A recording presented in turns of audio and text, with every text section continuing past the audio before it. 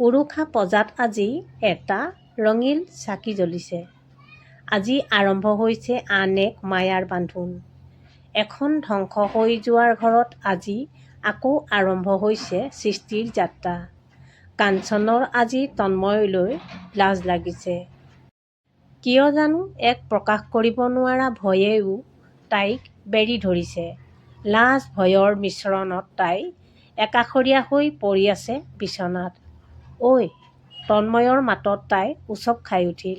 কি? সাৱধান, বৰষুণৰ পানী আহি তোৰ গাত পৰিব পাৰে। হ'ব, মই বৰষুণৰ পানীত তিতি তোৰ বুকুৰ মাজত শুই থাকিম। ক'বলৈ সকলো সহজ, চেষ্টা কৰিলে কৰিবলৈও সকলো সহজ। ধনী ঘৰৰ ছোৱালী তই, বেমাৰত পৰিবি। তাই আৰু সহ্য নকৰিলে। তাই তাৰ মুখখনত জোৰকৈ তাই হাতখন হেঁচি ধৰিলে। মুখত যি আহে তাকে বলকি নাথাকিবি। তাই জোৰকৈ তাৰ বুকুৰ মাজত সোমাল। সঁচাকে বৰ কোমল অন্তৰৰ এখন কঠিন বুকু। এয়াই এজন মানৱ দৰদী পুৰুষৰ সঁচা অন্তৰ। তাৰ বুকুৰ মাজত তাই কেতিয়া টোপনি আহিল তাই গমকে নেপালে। তন্ময়ৰ কিন্তু টোপনি অহা নাই।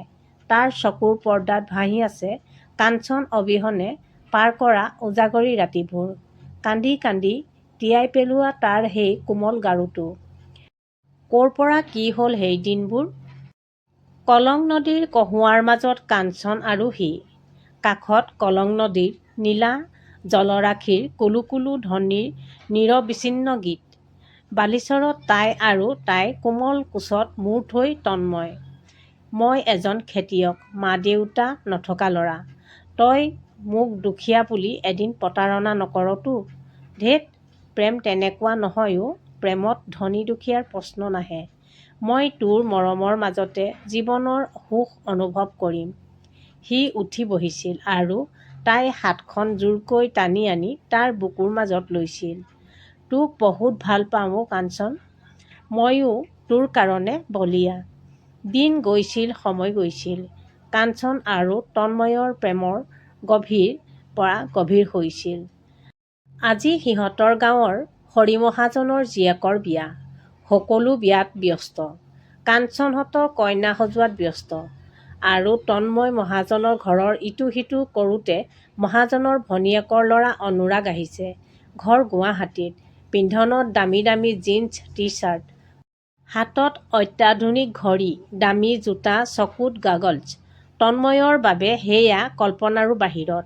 গাঁওখনৰ প্ৰায়বোৰ ছোৱালীয়ে অনুৰাগৰ ষ্টাইলত পাগল হৈ গৈছে। হয়তো প্ৰায়খিনি ছোৱালী তাৰ সপোনৰ ৰাণী হিচাপে নিজকে কল্পনা কৰাত ব্যস্ত। তাতে আকৌ দেউতাকৰ পইচাৰে ক্ৰয় কৰা অত্যাধুনিক বাহন। Hi guys. অনুৰাগে কইনাৰ ওচৰত বহা গোটেই কেইজনী ছোৱালীক উদ্দেশ্যি ক'লে। কইনা স্মিতাই সিহঁতক চিনাকি কৰি দিলে। এয়া মোৰ গুৱাহাটীৰ দাদা, অনুৰাগ। অনুৰাগ বৰঠাকুৰ। হাই। কাঞ্চনে তাৰ ফালে চাই হাই দিলে। অনুৰাগে কিছু সময় পাছত লগত অনা কেমেৰাটো উলিয়াই আনিলে। হাই এভৰিবডি। মই এতিয়া তোমালোকৰ এটা সুন্দৰ ফটো ল'ম। সকলো প্ৰস্তুত অনুৰাগৰ দামী কেমেৰাত ফটো উঠাৰ বাবে। অনুৰাগ। তেনেতে এফালৰ পৰা আহি থকা তন্ময়ৰ চকুত পৰিল। সি আৰু ধৈৰ্য ধৰিব নোৱাৰিলে। কাঞ্চন? নাই, কাঞ্চনৰ যেন তাৰ চিঞৰৰ প্ৰতি কোনো গুৰুত্ব নাই।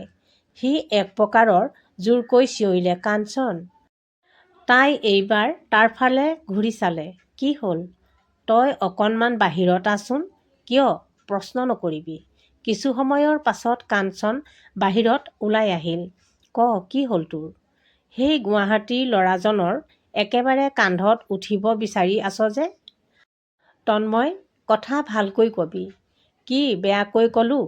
এজন অচিনাকি ল'ৰা দেখিলে পাগল হৈ পৰ কিয়? অচিনাকি ল'ৰা? আগতে নিজকে আইনাৰ সন্মুখত ভালকৈ চাই ল'বি। তোৰ হাতত কি আছে? আৰু তাৰ ওচৰত কি আছে?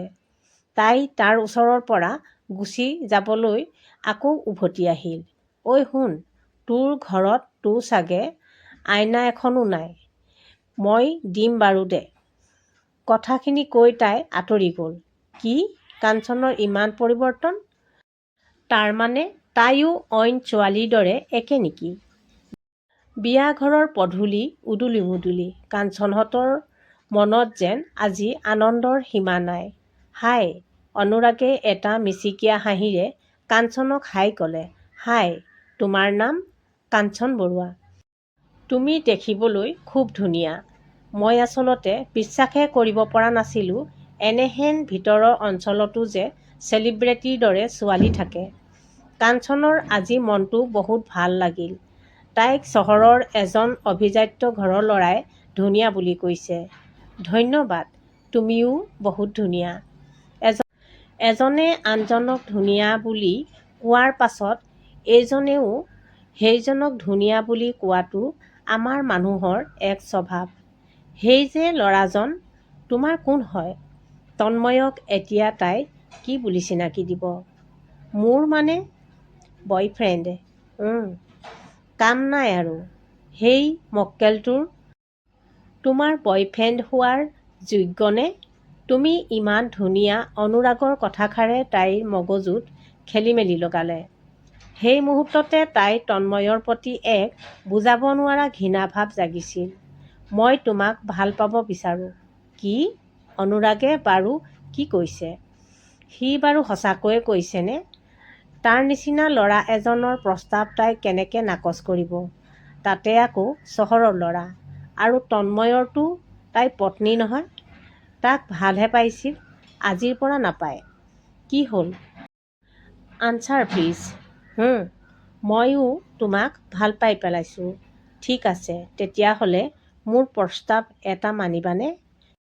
কি প্ৰস্তাৱ দিব পাৰে বাৰু? অনুৰাগে কোৱা। ব'লা আমি চহৰৰ পৰা এপাক ফুৰি আহোঁ। তোমাৰ লগত মনৰ কথা পাতিবলগীয়া আছে বহুত। অনুৰাগে প্ৰস্তাৱ দিছে আৰু তাই নমনাৰ কোনো কথাই নাই। তাই তাৰ লগত চহৰলৈ যাবলৈ ওলাল। তাই অনুৰাগৰ গাড়ীত বহিবলৈ লৈছেহে। কাঞ্চন। তন্ময়ৰ মাতত তাই থমকি ৰ'ল। কি হ'ল তোৰ? তই ক'ত যাৱ? মই ক'ত যাওঁ তোক কিয় লাগে? আৰু মোৰ কথা জানিবলৈ তোক মই ইমান অধিকাৰ দিয়া নাই। মনত ৰাখিবি। কাঞ্চন তই মোক তোক মই আজিৰ পৰা ভাল নাপাওঁ। কি? কাঞ্চন তই কিন্তু ভাল নকৰিলি। কি ভাল কি বেয়া সেয়া মই জানো, কাৰণ মই এজনী শিক্ষিত ছোৱালী। ব'লা অনুৰাগ। অনুৰাগে গাড়ী ষ্টাৰ্ট দিলে আৰু কিছু মুহূৰ্তৰ পাছত সিহঁতৰ গাড়ীখন নেদেখা হৈ আহিল। তন্ময়ৰ মন ভাগি গ'ল। তাৰ হৃদয়খন বিষাই উঠিল। একমাত্ৰ দুখীয়া হোৱাৰ বাবে আজি প্ৰেমত সি চৰম প্ৰতাৰণা পালে। সি বিষাদগ্ৰস্ত মনলৈ তাৰ উৰুষা পঁজালৈ। কিছু সময়ৰ পাছত অনুৰাগ আৰু কাঞ্চন চহৰ পালে। কাঞ্চন ক'ত যাবা? তোমাৰ চইচ। ব'লা সৌ ধাবাখনতে যাওঁ। সিহঁত চহৰত থকা ধাবাখনত সোমাল। এয়াহে প্ৰেম? এয়াই প্ৰেমিক কথা পাতিবলৈ, মনৰ কথাৰ বুজ লোৱাৰ লগতে মনৰ আনন্দত উপভোগ কৰাৰ বাবে। বাহ কি সুন্দৰ ঠাই। তাইৰ নিজৰ ওপৰতে লাজ লাগিল। ধেৎ, নদীৰ পাৰত আকৌ কোনোবাই প্ৰেম কৰে নেকি? কাঞ্চন কি ভাবিছা? নাই। ইতিমধ্যে সিহঁতৰ টেবুলত তাৰ অৰ্ডাৰ অনুযায়ী বিভিন্ন আইটেমৰ লগতে মদৰ বটল দি গ'ল। সি দুটা গ্লাছত মদ বাকিলে। এটা তাইলৈ আগবঢ়াই দিলে। কাঞ্চন প্লিজ। কি? ড্ৰিংকছ? না, মই নাখাওঁ। আৰে বেবী একো নহয়, খোৱা। নাই। না, মোৰ ভয় লাগে। আৰে ভয় আজিকালি ল'ৰা-ছোৱালী বুলি কোনো কথা নাই। না, তুমি খোৱা। তাৰমানে অনুৰাগ ল'ৰাজন দেখাত তেনেকুৱা নালাগে। নাই, একো নাই। আজিকালি প্ৰায় মানুহে ড্ৰিংকছ কৰে, সেইবুলি সি বেয়া হ'ব নোৱাৰে। কিছু সময় পাছত অনুৰাগ যেন কিছু পৰিৱৰ্তন হ'ল। সি তাইৰ হাতখন জোৰকৈ ধৰি এখন হাত তাইৰ কান্ধত দিলে। তাই গুচাব খুজিও নুগুচালে।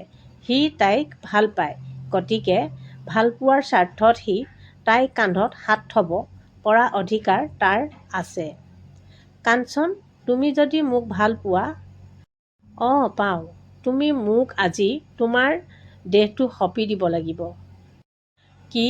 অনুৰাগে এইবোৰ কি কৈছে? সি তাৰমানে মই সেইবোৰ কৰিব নোৱাৰোঁ। তাৰমানে তুমি মোক ভাল নোপোৱা? প্লিজ অনুৰাগ, প্ৰেমক প্ৰেম হিচাপে থাকিব দিয়া। আজি তোমাৰ লগত প্ৰথম প্ৰেম হৈছে, কিন্তু শৰীৰৰ সম্বন্ধ জানো প্ৰেম?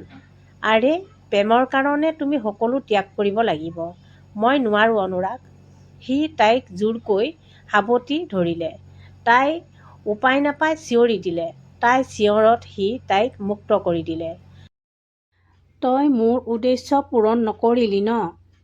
তই কেনেকৈ ভাবিলি তোৰ দৰে গাঁৱৰ ছোৱালী এজনীক মই বিয়া কৰাবৰ বাবে প্ৰেম কৰিম?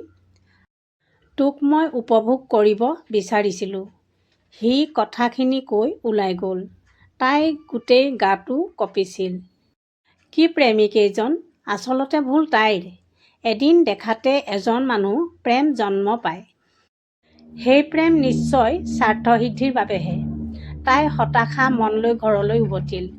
আজিকালি তন্ময় পাগলৰ দৰে মাত্ৰ ঘৰটোতে সোমাই থাকে, কান্দি থাকে।